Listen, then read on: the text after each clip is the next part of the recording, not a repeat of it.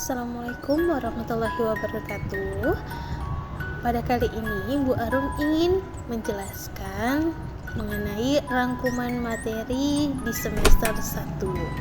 Simak baik-baik ya. Senangnya belajar surah An-Nasr. Bismillahirrahmanirrahim. Dengan nama Allah yang Maha Pengasih, Maha Penyayang. Idza jaa nasrullahi wal fath. Apabila telah datang pertolongan Allah dan kemenangan. Wa ra'aitan nasa yadkhuluna fi dinillahi afwaja. Dan engkau melihat manusia berbondong-bondong masuk agama Allah. Fasabbih bihamdi rabbika wastaghfir innahu kana tawwaba. Maka bertasbihlah dengan memuji Tuhanmu dan mohonlah ampunan kepadanya. Sungguh Dia Maha Penerima taubat. Nah, anak-anak, tahu nggak nih asbabun nuzul surah Al-Quran? Asbabun nuzul adalah sebab-sebab turunnya Al-Quran. Surah An-Nasr turun sebelum peristiwa Fathu Mekah atau pembebasan kota Mekah. Pada peristiwa tersebut, kaum muslimin memperoleh kemenangan dalam penaklukan kota Mekah dengan cara mengepung dari berbagai arah. Surah ini diturunkan sebagai kabar gembira bagi kaum muslimin atas perjuangannya. Kabar gembira yang dimaksud adalah pertolongan Allah bagi Rasulnya atas masuknya orang-orang Quraisy Mekah ke dalam agama Allah Subhanahu wa Ta'ala saat peristiwa penaklukan kota Mekah. Ya, pada saat penaklukan kota Mekah. Surah ini diturunkan Allah kepada Nabi Muhammad SAW di kota Mekah, namun tidak termasuk surah Makkiyah karena turun sesudah Nabi Muhammad SAW hijrah ke kota Madinah. Pesan-pesan dari surah An-Nasr. 1. Janji Allah akan datang dan Islam akan mendapat kemenangan. 2. Perintah membaca tasbih, tahmid, dan memohon ampunan kepada Allah saat terjadi peristiwa yang menggembirakan. 3. Kemenangan dan kesuksesan adalah anugerah dari Allah yang patut disyukuri. 4. Kita harus peduli sebagai pengamalan sifat Allah yang Maha Penolong. Pelajaran 3. Meyakini Allah Maha Esa dan Maha Pemberi. Esa mempunyai arti tunggal. Maka Allah Maha Esa maknanya adalah Allah Subhanahu wa Ta'ala satu-satunya Tuhan, tidak beranak dan tidak diperanakkan. Tuhan yang kita wajib disembah. Hanya kepadanya kita bergantung dari segala kebutuhan hidup dan kepadanya kita memohon pertolongan. Begitu pula dengan alam semesta ini, apabila yang mengendalikan lebih dari satu, maka bisa saja terjadi yang satu menginginkan matahari terbit dari timur dan yang satu menginginkan matahari terbit dari barat. Lalu, apakah yang akan terjadi ya pada alam semesta? Alam semesta dan penghuninya termasuk kita semua akan hancur. Nah, Allah itu Maha Esa dan tidak ada yang menyamainya. Itu ada di dalam surah Al-Ikhlas ayat 1-4. Pintar. Selanjutnya adalah Allah Maha Pemberi atau Al-Wahhab. Allah mempunyai nama yang indah yaitu Al-Wahhab, yang artinya pemberi. Allah yang memberi segala kenikmatan yang biasa kita rasakan dan kita nikmati Untuk itu, kita harus mensyukuri segala karunia Allah Subhanahu wa taala. Bila kita bersyukur, maka Allah akan menambah nikmat kepada kita, gitu. Ya, jadi kalau kita diberikan kenikmatan dari Allah, jangan lupa kita bersyukur sebagai bukti syukur kita dan untuk mengamalkan ayat di atas, yaitu ayat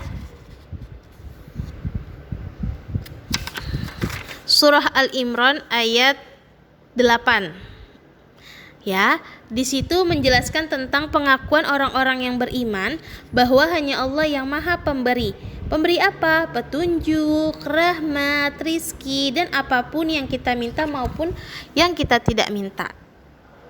Ya, Allah berjanji akan menambah nikmat bila kita mau bersyukur. Karena itu, marilah kita menjadi hamba Allah yang bersyukur dengan cara bersedekah. Pelajaran 4. Hidup tenang dengan berperilaku terpuji. Berperilaku terpuji akan mendatangkan kebaikan dari Allah Subhanahu wa taala. Berperilaku terpuji akan mendatangkan kebaikan bagi sesama. Setiap muslim yang taat dan berperilaku terpuji, hidupnya akan bahagia di dunia dan di akhirat. Perilaku terpuji apa saja sih? Yaitu tanggung jawab. Islam menganjurkan untuk selalu bertanggung jawab bagi umatnya. Perbuatan kita akan dimintai pertanggungjawaban oleh Allah. Tanggung jawab kepada Allah antara lain melaksanakan ibadah dengan sebaik-baiknya. Contohnya seperti sholat 5 waktu, mengaji, dan berbuat baik kepada sesama manusia dan alam sekitar. Tanggung jawab terhadap diri sendiri, contohnya menjaga kesehatan dan giat belajar. Tanggung jawab terhadap orang tua antara lain berbakti, taat, patuh, dan bersikap santun. Tanggung jawab terhadap lingkungan antara lain menjaga kebersihan lingkungan rumah, sekolah, dan alam sekitar. Tanggung jawab artinya bersungguh-sungguh dalam melaksanakan tugas dan bersedia menerima akibat dari perbuatannya. Tawadu.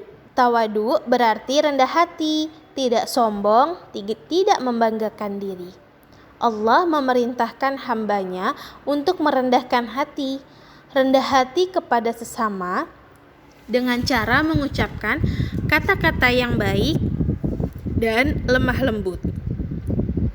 Orang tawadu selalu bersikap tenang, sederhana, dan sungguh-sungguh menjauhi perbuatan sombong. Perbuatan baik orang tawadu tidak ingin diketahui orang lain. Peduli. Allah Subhanahu wa taala akan selalu menolong hambanya selama hambanya itu menolong saudaranya. Allah akan memberikan kemudahan kepada orang yang memudahkan orang yang sedang kesulitan. Nabi Muhammad SAW mengajarkan kita agar peduli kepada sesama dan membantu kesulitan orang lain. Peduli berarti memperhatikan. Orang yang peduli selalu memperhatikan dan membantu orang lain dalam kesulitan. Pelajaran 5. Salat kewajibanku. Salat menurut bahasa artinya doa. Menurut syariat Islam, salat ialah ibadah yang terdiri dari beberapa bacaan dan gerakan yang dimulai dengan takbiratul ihram dan diakhiri dengan salam. Perintah sholat 5 waktu diwajibkan kepada umat Islam saat Rasulullah melaksanakan Isra Mi'raj, tepatnya pada 1,5 tahun sebelum Hijriah. Ada banyak perintah untuk mendirikan sholat di dalam Al-Quran dan hadis Nabi Muhammad SAW. Salah satunya di dalam surah Al-Baqarah ayat 43. Artinya, dan laksanakanlah sholat, tunaikanlah zakat, dan rukuklah beserta orang yang rukuk. Syarat-syarat wajib sholat: beragama Islam, balik atau dewasa, berakal, dan suci dari haid serta nifas. Syarat sahnya sholat: suci dari hadas kecil dan besar, suci seluruh anggota badan, pakaian, dan tempat dari najis, menutup aurat. Nah, aurat untuk laki-laki itu antara pusar dan lutut, sedangkan perempuan seluruh anggota badan kecuali wajah dan telapak tangan. Masuk waktu yang telah ditentukan untuk masing-masing sholat, lalu menghadap ke kiblat. Rukun sholat ada 13. Niat, takbiratul ihram, berdiri tegak bagi yang mampu ketika sholat fardu, membaca surah Al-Fatihah pada tiap rakaat, ruku dengan tumanina, i'tidal dengan tumanina, sujud 2 kali dengan tumanina, duduk antara 2 sujud dengan tumanina, duduk tasyahud akhir, membaca tasyahud akhir, membaca sholawat Nabi pada tasyahud akhir, membaca salam yang pertama, dan tertib. Hal-hal yang membatalkan sholat. 1. Hadas besar atau kecil dengan sengaja atau tidak sengaja. 2. Terkena najis yang tidak dimaafkan. 3. Berkata dengan sengaja walaupun dengan satu huruf yang memberi pengertian. 4. Terbuka aurat. 5. Mengubah niat. 6. Makan atau minum walaupun sedikit. 7. Bergerak berturut-turut 3 kali seperti atau berjalan sekali yang bersangatan. 8. Membelakangi kiblat. 9. Menambah rukun yang berupa perbuatan seperti ruku dan sujud. 10. Tertawa terbahak-bahak. 11. Mendahului imamnya 2 rukun. 12. Murtad. Nah, sudah tahu kan hal-hal yang membatalkan sholat. Jadi kalian harus menghindari tuh perbuatan-perbuatan yang tadi Bu Arum sebutkan agar tidak membatalkan sholat kalian. Kita lanjut ya. Di sholat subuh itu ada 2 rakaat, sholat zuhur 4 rakaat, sholat asar 4 rakaat, sholat maghrib 3 rakaat, dan sholat isya 4 rakaat. Pelajaran 6. Kisah keteladanan Nabi Yusuf dan Nabi Syuaib. Nabi Yusuf bermimpi. Allah memberikan kedudukan yang mulia kepada Nabi Yusuf. Nabi Yusuf juga diberi ilmu berupa tafsir mimpi. Nabi Yusuf adalah putra Nabi Yakub alaihissalam. Yusuf mempunyai adik kandung bernama Bunyamin dan 10 saudara berbeda ibu, kakak-kakaknya Nabi Yusuf. Ayah Yusuf sangat dekat dengan Yusuf setelah ibu kandungnya bernama Rahel meninggal dunia. Saat Rahel meninggal, Yusuf baru berusia 2 tahun. Kedekatan Yusuf dengan ayahnya menimbulkan rasa cemburu 10 saudaranya yang tidak seibu. Mereka mulai tidak menyukai Yusuf, apalagi wajahnya Yusuf juga lebih tampan. Suatu hari, Yusuf bermimpi melihat 11 bintang. Matahari dan bulan semuanya bersujud kepadanya. Yusuf kemudian menceritakan mimpi itu kepada ayahnya. Yakub lalu berkata, "Jangan kamu ceritakan mimpimu itu kepada saudara-saudaramu, supaya mereka tidak tergoda oleh setan dan mencelakakanmu." Dengan mimpi itu, ayahnya mempunyai firasat bahwa Yusuf kelak akan mendapat kedudukan yang tinggi di dunia dan di akhirat. Diajak pergi bermain untuk dicelakai. Saudara-saudara Yusuf menghadap Yakub dan meminta izin akan mengajak Yusuf bermain-main di hutan. Sang ayah berkata, "Jangan mengajak Yusuf ke hutan. Nanti ada serigala. Dia masih kecil." Namun, akhirnya mereka berhasil membujuk ayahnya. Saudara-saudara Yusuf berencana untuk membunuh Yusuf. Salah satu kakak Yusuf berpendapat agar jangan membunuh Yusuf, tetapi membuangnya saja ke dalam sumur. Yusuf dibawa ke hutan, mendekati sumur tempat para pedagang sering mampir mengambil air. Mereka pun membuang Yusuf ke dalam sumur. Saudara-saudara Yusuf kemudian pulang dan berkata pada ayah mereka, "Wahai ayah, kami tadi sedang bermain dan berlomba memanah Lalu kami tinggalkan Yusuf di dekat barang-barang kami. Tiba-tiba dia dimakan serigala. Apakah ayah tidak percaya kepada kami?" Mereka menunjukkan bekas baju Yusuf yang berlumuran darah, alias darahnya palsu. Ayahnya berkata, "Sebenarnya hanya dirimu sendirilah yang memandang baik urusan yang buruk itu. Hanya bersabar adalah yang terbaik bagiku. Dan kepada Allah Subhanahu wa Ta'ala saja aku memohon pertolongannya terhadap apa yang kamu ceritakan." Lalu diselamatkan saudagar. Tidak lama kemudian, ada saudagar yang melewati sumur itu dan mampir untuk mengambil air. Ketika menurunkan timbanya, Nabi Yusuf berpegangan pada timba dan ikut ditarik ke atas.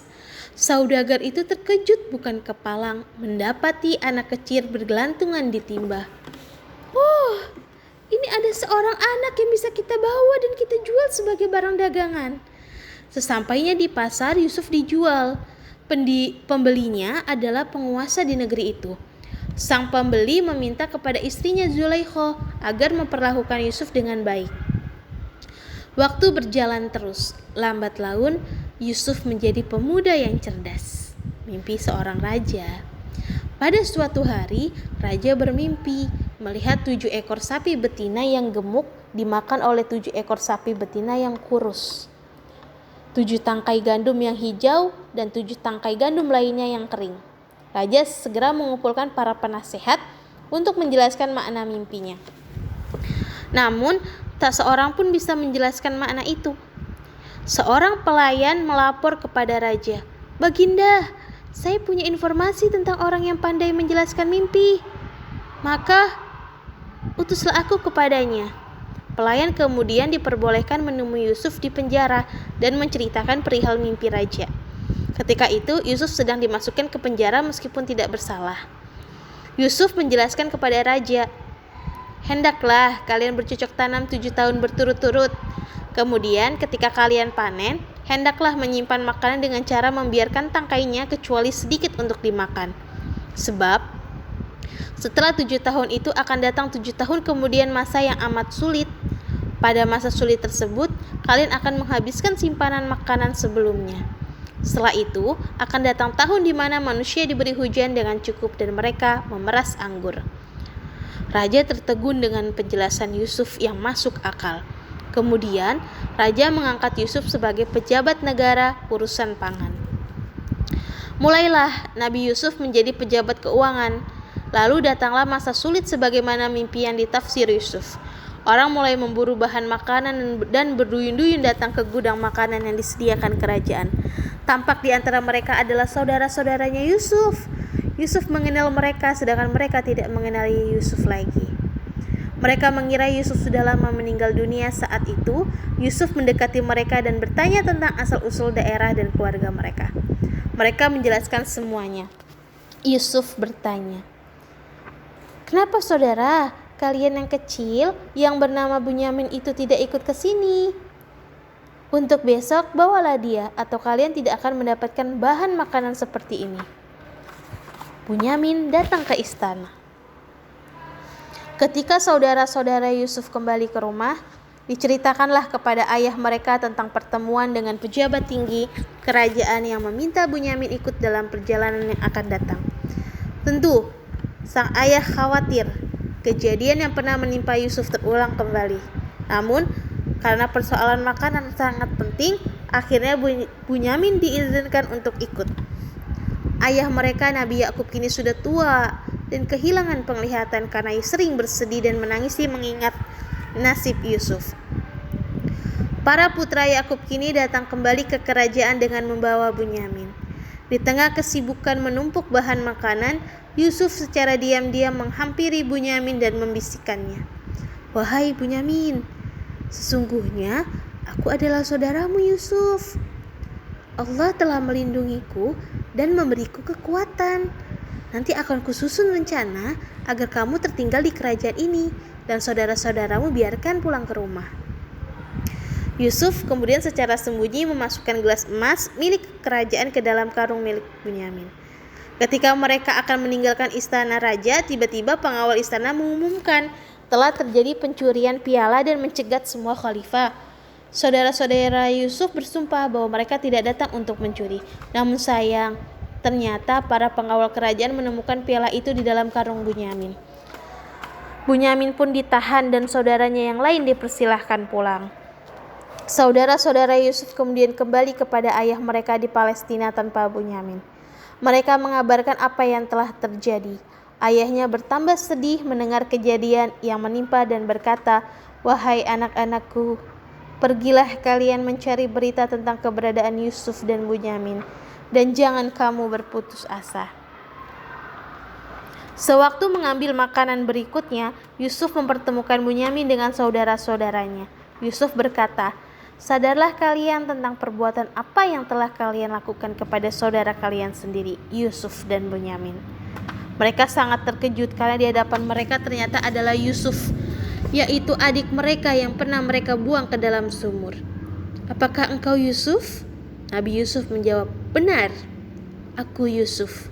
Mereka mengakui kesalahan dan memohon maaf atas perbuatan mereka membuang Yusuf. Nabi Yusuf berkata, "Kalian tidak akan dihukum dan dipersalahkan.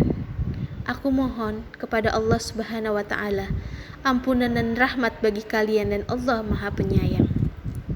Setelah menanyakan keadaan ayahnya, Yusuf kemudian mengirimkan jubahnya supaya diusapkan ke wajah ayahnya, sembari meminta agar ayahnya segera diajak menuju istana.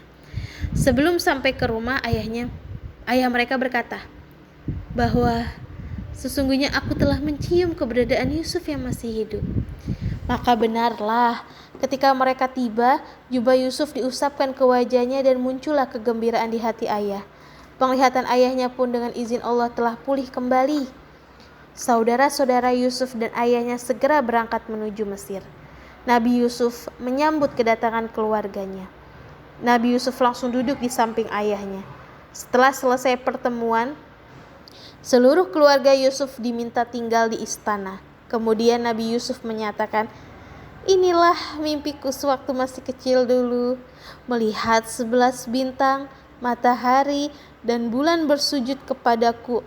Allah mewujudkannya dengan banyak kebaikan kepadaku dan membebaskanku dari penjara serta mempertemukan kita kembali." Kisah keteladanan Nabi Syuaib. Nabi Syuaib berasal dari suku Madian. Suku Madian adalah orang-orang Arab yang tinggal di sebuah daerah bernama Ma'an, di pinggiran negeri Syam. Saat ini Syam dikenal sebagai negeri Syria. Kaum Madian kebanyakan bekerja sebagai pedagang karena kota mereka tempat persinggahan khalifah-khalifah dagang. Kaum Madian tidak beriman kepada Allah. Mereka menyembah berhala.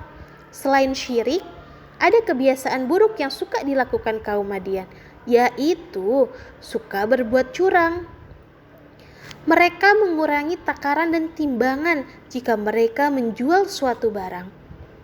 Allah mengutus Nabi Syuaib untuk menyeru mereka supaya menyembah hanya kepada Allah, tidak menyekutukannya. Nabi Syuaib melarang mereka melakukan perbuatan-perbuatan yang buruk. Nabi Syuaib mengajak orang-orang Madian untuk berbuat adil dan jujur dalam berjual beli. Di dalam Al-Quran surah Hud ayat 85 dijelaskan bahwa Nabi Syuaib berkata kepada kaum Madian, "Wahai kaumku, penuhilah takaran dan timbangan dengan adil, dan janganlah kamu merugikan manusia terhadap hak-hak mereka.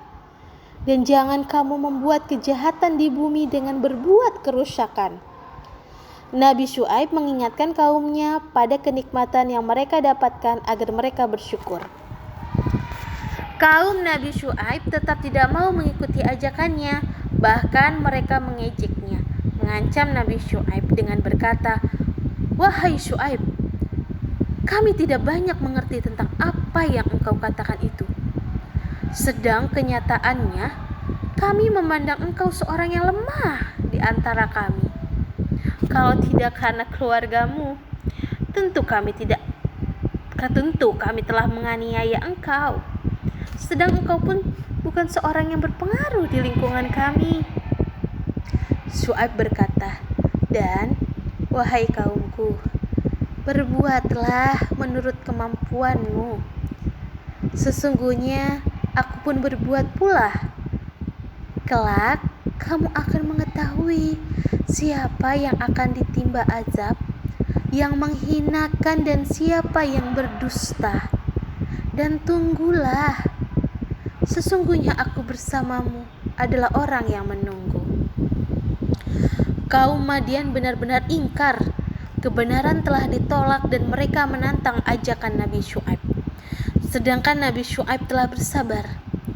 Nabi Syuaib merasa khawatir terhadap kaumnya akan azab yang menimpa mereka. Maka Allah membinasakan kaum Madian.